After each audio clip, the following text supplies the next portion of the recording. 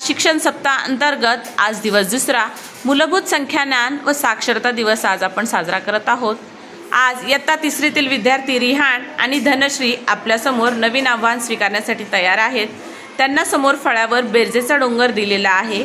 हा बेरजेचा डोंगर सगळ्यात आधी जो कोणी पूर्ण करेल तो या शर्यतीतला विजेता असेल। रिहान आणि धनश्री आता तुमचा बेरजेचा डोंगर सोडवा।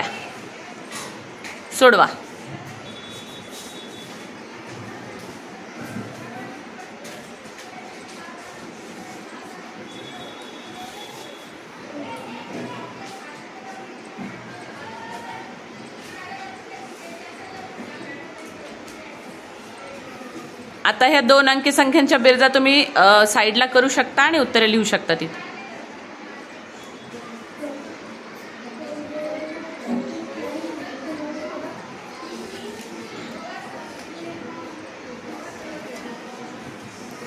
रिहान गेला वरच्या टप्प्यापर्यंत। वाह, सोडो तू साइडला कर बेरीज। रिहान 20 आणि 21 ची बेरीज साइडला कर। व्हेरी गुड रिहान, जिंकला। रिहानसाठी टाळ्या। तू सोडव धनश्री, सोडव कंप्लीट कर।